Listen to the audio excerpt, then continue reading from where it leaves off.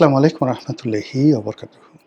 সম্মানিত দর্শক, আমাদের মহান জাতীয় সংসদ স্বাধীনতা সার্বভৌমত্বের প্রতীক এবং আমাদের এই বাংলাদেশ রাষ্ট্রের ক্ষমতার এই মুহূর্তের কেন্দ্র বিন্দু। যেহেতু পার্লামেন্টারি ফর্ম অফ গভর্নমেন্ট আমাদের দেশে প্রচলিত, সেই কারণে এখন এই মেম্বার অফ পার্লামেন্ট বা এই পার্লামেন্টের যে হাউস,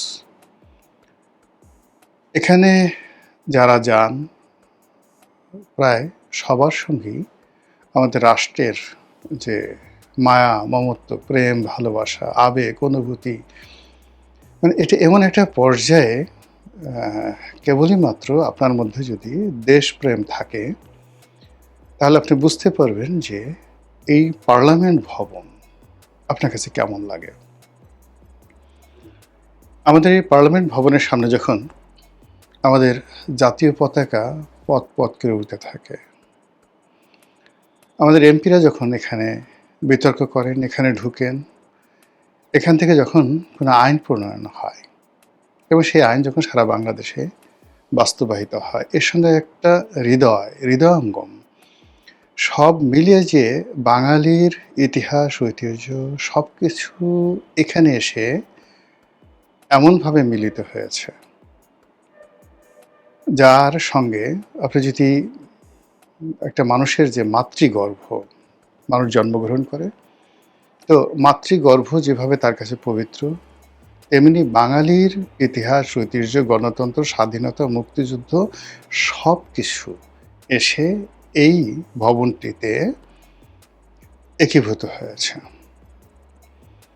তো সেই ভবন গত 2 বছর ধরে নানাভাবে লাঞ্ছিত হচ্ছে, অপমানিত হচ্ছে। জুলাই আগস্ট বিপ্লবের পর বিপ্লবীরা এই ভবনে ঢুকে পড়লেন। তারা এখানে ঢুকে মানে ঠিক শ্রীলঙ্কার কায়দায়, শ্রীলঙ্কার পার্লামেন্টে এরকম হয়েছিল কিনা আমি বলতে পারবো না, সেখানে শ্রীলঙ্কার প্রেসিডেন্টের বাসভবনে বিপ্লবীরা ঢুকে পড়েছিল। আবার আমাদের যে পার্লামেন্টের যে পবিত্রতা, যেটার সঙ্গে ব্রিটিশ পার্লামেন্টের তুলনা করা যেতে পারে, তো সেই ব্রিটিশ পার্লামেন্টে কখনো কোনো বিপ্লবীরা গত 800 বছরে ঢুকেছে, এমপিদের চেয়ারে বসে পায়ের উপর পা তুলে মাইক ঠাইক সব ছিঁড়ে নিয়ে গেছে, এরকম দৃশ্য আমার জানা নেই। কিন্তু গত 2 বছর আমাদের এই পার্লামেন্টটিকে নিয়ে ঠিক ওইরকম কিছু একটা হয়েছে। তো আমাদের পার্লামেন্ট হাউস, সেখানে আশেপাশের যে স্থাপনা, তারপরে পার্লামেন্ট হাউসের মধ্যে স্পিকারের বাসভবন এবং প্রধানমন্ত্রীর বাসভবন কাছাকাছি, ওখানে শেরেবাংলা নগরের অন্যান্য যে সকল স্থাপনা, চন্দ্রিমা উদ্যান, এই পুরো যে স্ট্রাকচারটি পাকিস্তান জমানাতে যে তৈরি করা হয়েছিল, মূলত একটা ভাব এবং গাম্ভীর্যকে ফুটিয়ে তোলার জন্য। এবং এখনো পর্যন্ত আমি বিশ্বের অনেক দেশের পার্লামেন্ট দেখেছি, বাস্তবে দেখেছি এবং যাকে বলা হয় ছবিতে দেখেছি। বিশ্বাস করেন, এক অনন্য স্থাপনায়, তারপরে মাধুর্যে, সৌন্দর্যে আমাদের এই পার্লামেন্টের সমকক্ষ আমি কোথাও দেখিনি। তো সেই পার্লামেন্টে এইবার একটা অদ্ভুত ঘটনা ঘটল। আমাদের পার্লামেন্টের যে দক্ষিণ প্লাজা, যে দক্ষিণ প্লাজাকে আমরা মনে করি আমাদের সব কিছুর একটা এক্সট্রিম। যদি দক্ষিণ প্লাজায় কারো জানাজা হয়, এমপির জানাজা হয় বা অন্য কারো জানাজাতে আমরা জানাজায় যদি এখানে দেই, তাহলে ধরে নেওয়া হয় যে এটি আমাদের জাতির পক্ষ থেকে সর্বোচ্চ নিবেদন। এই দক্ষিণ প্লাজায় যখন কোনো অনুষ্ঠান হয়, সেটি জাতীয় অনুষ্ঠান, আমরা ধরে নিই এটির মান, মর্যাদা, সম্মান আমাদের সর্বোচ্চ। আমরা যাই হই না কেন সেটা সর্বোচ্চ। তো সেই জায়গাতে কখনো কোনো বিদেশি রাষ্ট্র, কোনো রাষ্ট্রদূত, কোনো রাষ্ট্রীয় অনুষ্ঠান আমি অন্তত পক্ষে দেখিনি। আবার এই ধরনের পার্লামেন্টের চত্বরে সেটা ভারতের পার্লামেন্ট হোক কিংবা ইংল্যান্ডের পার্লামেন্ট হোক, আর অথবা ক্যাপিটাল হিল, ধরুন ইংল্যান্ড মানে আমেরিকার, তো যেখানে সিনেট রয়েছে, কংগ্রেস রয়েছে, যদিও তাদের সিনেট এবং কংগ্রেস ব্রিটিশদের মতো নয় বা আমাদের মতো নয়, ওখানে প্রেসিডেন্সিয়াল ফর্ম অফ গভর্নমেন্ট, সেখানে রাষ্ট্রের প্রায় সমস্ত ক্ষমতা কেন্দ্রীভূত থাকে প্রেসিডেন্টের হাতে। আবার কত যে শহরগুলোতে পৌরসভা রয়েছে, সিটি কর্পোরেশন রয়েছে, তো সেই শহরের মেয়রদের হাতে সকল ক্ষমতা কেন্দ্রীভূত থাকে। তো সেখানে সিনেট যারা আছেন, সিনেটের যারা সদস্য সিনেটের, তাদের কিছু ক্ষমতা থাকে, কংগ্রেসম্যানদের কিছু ক্ষমতা থাকে, আবার প্রতিটা রাজ্যে যে গভর্নর থাকে সেই গভর্নরের কিছু ক্ষমতা থাকে। ফলে আমাদের পার্লামেন্টের ক্ষমতা যদি ধরেন 100-তে 100, সেখানে মার্কিন কংগ্রেস তাদের ক্ষমতা আছে অনলি 20 এই কারণে তাদের ক্ষমতাটা প্রেসিডেন্ট, তারপরে তাদের জুডিশিয়ারি, তাদের গভর্নর, তাদের স্থানীয় সরকার মানে মেয়র, তারপরে সিনেট, এই 5টি জায়গাতে সমান ভাগে ভাগ হয়ে আমাদের এমপিরা, আমাদের স্পিকার, আমাদের প্রধানমন্ত্রী, আমাদের এই টোটালটা অনেকটা ব্রিটিশ ধাঁচের মতো। এখানকার পার্লামেন্ট একটা নারীকে পুরুষ বানানো, পুরুষকে নারী বানানো ছাড়া সব ক্ষমতা তারা প্রয়োগ করতে পারে। এবং এখন তার ইচ্ছে করলে জুডিশিয়ারিকে চ্যালেঞ্জ করতে পারে, আরও অনেক কিছু এই পার্লামেন্টে রয়েছে, অন্তর্নিহিত ক্ষমতা, দে ক্যান ডু এভরিথিং। সেই পার্লামেন্টে এইবার দেখলাম মার্কিন যুক্তরাষ্ট্রের যে স্বাধীনতা দিবস, সেই স্বাধীনতা দিবস উপলক্ষে তাদের অনুষ্ঠান এই পার্লামেন্টের দক্ষিণ প্লাজাতে হলো। এখানে লাল কার্পেট বেছানো হলো, এখানে মার্কিন জাতীয় সঙ্গীত পরিবেশিত হলো, এখানে রাষ্ট্রদূত, মার্কিন রাষ্ট্রদূত, তিনি সেই জাতীয় সঙ্গীত, মার্কিন জাতীয় সঙ্গীতের সঙ্গে সঙ্গে just like viceroy, just like president, just like অনেক কিছু, মানে ছোট্ট একটা জায়গাতে প প করে বাদ্য বাজাচ্ছিল, কিন্তু যেভাবে তিনি গার্ড অফ অনারের মতো করে অভিবাদন গ্রহণ করছিলেন, মনে হচ্ছিল ওই সংসদ তার, ওই চত্বরের অধিকার কেবল তার। আর ওখানে তিনি এমনভাবে দাঁড়িয়েছিলেন, ওখানে স্পিকার ছিল বিরোধী দলীয়, মানে ওখানে ডেপুটি স্পিকার ছিল বিরোধী দলীয় নেতা ডাক্তার শফিক ছিলেন, কিছু কিছু মহিলা এমপি ছিলেন, পুরুষ এমপি ছিলেন, কয়েকজন মন্ত্রী ছিলেন। আমার কাছে মনে হলো যে চিৎকার করে কান্না করি। ওই দৃশ্য দেখার পর মনে হলো যে চিৎকার করে কান্না করি। আর আমাদের মন্ত্রী এমপিরা ওখানে যে বক্তব্য দিয়েছেন, তাদের বক্তব্য শুনে মানে একজন নাগরিক হিসেবে এতটা অসহায়, এতটা দুর্বল এই স্বাধীন বাংলাদেশে আমার কখনো মনে হয়নি। আমি যখন প্রথম এই দৃশ্যটা ইন্টারনেটে দেখি, আমি ভাবতেই পারিনি যে এটি সংসদের দক্ষিণ প্লাজাতে হচ্ছে। আমি শুধুমাত্র দেখেছিলাম যে বাংলাদেশে সেই মার্কিন যুক্তরাষ্ট্রের জাতীয় দিবস পালিত হচ্ছে, রাষ্ট্রদূত ব্রেন্ট ক্রিস্টেনসেন তিনি অভিবাদন গ্রহণ করছেন এবং বাদ্য বাজছে, জাতীয় সঙ্গীত বাজছে। এটা কোন জায়গাতে এটা আমি বুঝতে পারিনি, কিন্তু এরকম দৃশ্য আমি কখনো ইতিপূর্বে দেখিনি। ওটাই আমার কাছে অদ্ভুত, ভয়ঙ্কর এবং অশনি সংকট বলে মনে হচ্ছিল।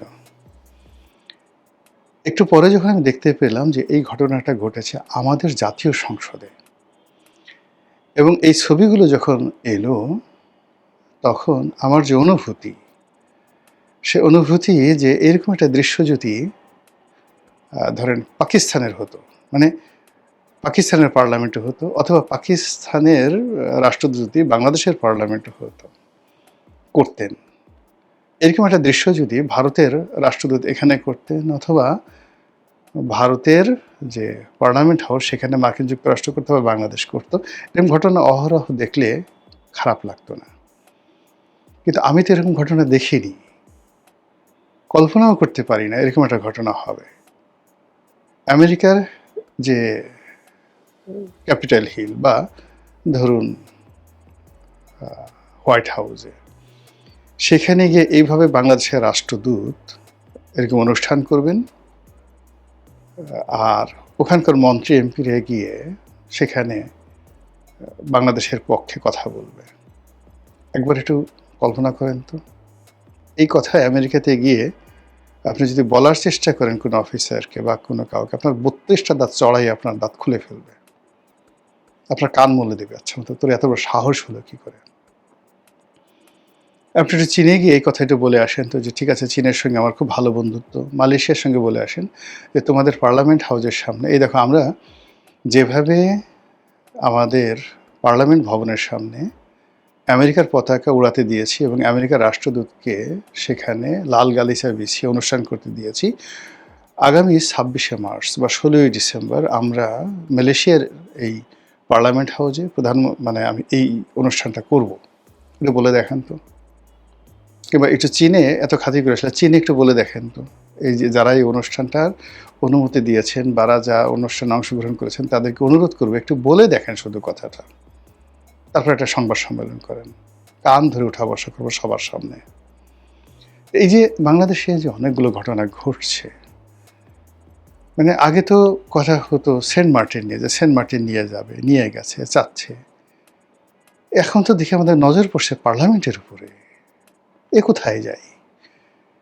দুদিন পর আমার মা থাকবে কোথায়, আমার বোন থাকবে কোথায়, আমার স্ত্রী সন্তানরা কোথায় থাকবে, আমার ব্যাংক বিমা কোথায় থাকবে, আমার বাংলাদেশ ব্যাংকের রিজার্ভ কোথায় থাকবে, আমার বিচারালয় সুপ্রিম কোর্ট কোথায় থাকবে, আমার প্রধান বিচারপতি তার এজলাসে কি ঠিকমতো বসতে পারবেন? একই অবস্থা। কারা এই কাজ করলো? আমি তো মানে আমি যে কথা বলবো, আমি এটা আসলে গুছিয়ে কথা বলতে পারছি না। নর্মালি আপনারা জানেন যে আমার ধৈর্যচ্যুতি ঘটে না ইন জেনারেল, এবং যখন অনেক সিরিয়াস কোনো কথাবার্তা বলি তখন সেই কথাগুলো, সিরিয়াস কথাগুলোর মধ্যেও আমি স্যাটায়ার দিতে পারি। কিন্তু এই ঘটনাটা আমি যে বর্ণনা করছি, বিশ্বাস করেন আমার হৃদয়ের মধ্যে রীতিমতো ধক ধক করছে। আমার চোখের সামনে যখন এই যে আপনাদের সাথে কথা বলছি, আমার দুটো চোখের মধ্যে যন্ত্রণা হচ্ছে, ওই দৃশ্যগুলো আমি বারবার শুধু কল্পনা করছি। আর ওখানে যে সকল কথাবার্তা হয়েছে, যে মুখগুলো দেখেছি, সেই মুখগুলো স্মরণ করলে আমার মধ্যে কী ধরনের একটা অনুভূতি হচ্ছে। এটা কেন আমরা যাদেরকে ভোট দিয়েছি বা ভোট না দিলেও যারা বলছে যে আমরা তাদেরকে ভোট দিয়েছি, যারা রাষ্ট্র চালাচ্ছে, তাদের এই সুমতি কেন এলো না? কেন তাদের মনের মধ্যে এই ধরনের কোনো চিন্তা এলো না? এই ধরনের অনুমতি কেন, কিভাবে দিল, এবং এই ধরনের ঘটনা কোন প্রেক্ষাপটে এলো? কারা এই ঘটনাগুলো ঘটলো? আমাদের এত জুলাই বিপ্লবী, এত মুক্তিযোদ্ধা, আমাদের দেশের এত দেশপ্রেমিক, এত আওয়ামী লীগ, এত বিএনপি, এত জামাত, যারা এই দেশের জন্য বুক ফাটিয়ে ফেলে, কেউ এটা টু শব্দ করছে না, কেউ একটা টু শব্দ করছে না। কেন এরকম হলো? এটা কি ধরনের লক্ষণ? এ কিসের প্রতিধ্বনি? এ কিসের আওয়াজ? এ কিসের দৃশ্য? এ কিসের চিত্রপট? এ কিসের কবিতা? এ কিসের সাপদ সংকুল? এ কিসের আওয়াজ? এ আমরা কি দেখছি? কেন এরকম হলো? কারা আমার মাতৃভূমিকে অন্যের হাতে তুলে দিতে চায়? কারা আমাদের দেশের স্বাধীনতা এবং সার্বভৌমত্ব বিকিয়ে দিতে চায়?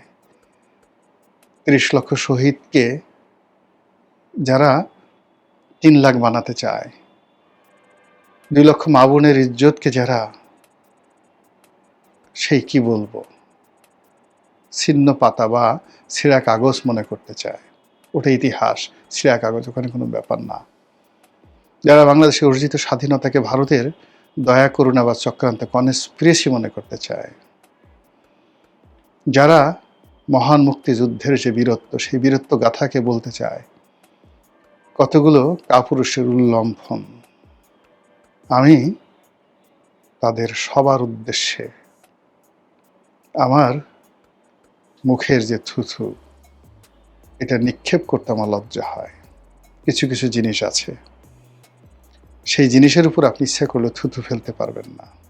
যদি বলা হয় এটার উপর থুথু ফেলো, একটু কল্পনা করেন, সামান্য রুচি থাকলেও আপনি এমন কিছু জিনিস আছে, বস্তু আছে, যে বস্তুর উপর আপনি থুতু ফেলতে রাজি নন।